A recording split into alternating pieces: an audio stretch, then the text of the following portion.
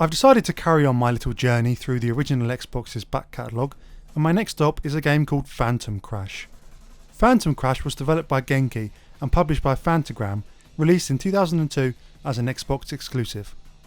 In the game, you take the role of a new arrival to Tokyo, intent on competing in the sport of rumbling. Rumbling is a new form of popular televised spectacle in which mechs battle it out using all sorts of weaponry for the entertainment of the viewing public. The game follows a fairly simple formula. You start off with a small amount of money, enough to buy your first mech. You can then compete in matches to earn money, use that money to buy new weapons and upgrades, and so on and so forth. The basic progression in the game revolves around a day-to-day calendar system. Each day you can take part in a match, or just skip the day entirely. The matches take place in one of 3 arenas at different times, and the format of the matches is different each day, featuring different enemies and other modifiers. The matches themselves are pretty fun. They are hectic and explosive, and because of the way the game is set up, there isn't a huge amount of stakes, as you can't really die. You can leave the match at any time you want, and pick up the winnings you made up to that point, so it feels more like a hit and run than anything. Whilst the combat is action packed, it's not exactly precise. The controls have a tendency to jump around a little bit, and in heavy firefights the game slows down and becomes a little sluggish.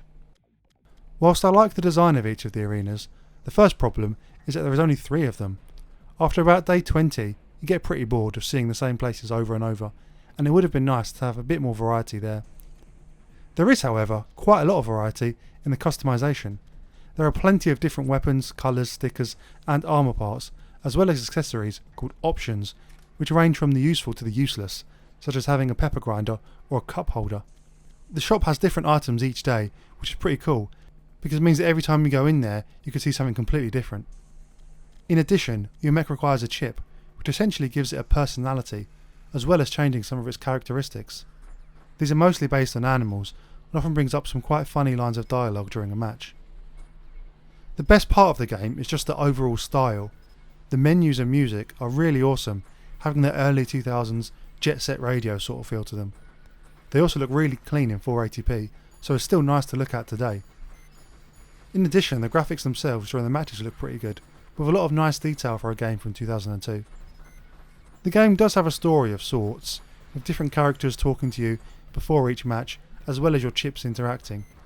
It has that wacky Japanese irreverence to it. It's quite of its age, but also fairly endearing. I'm sure you've noticed that the title of this video implies that this game isn't good, yet I've heaped a whole load of praise onto it. The main problem really is that it just gets somewhat repetitive. The battles don't feel that dynamic, and the lack of different kinds of arenas or other things to do beyond the fights just makes it feel as if the game is on a loop.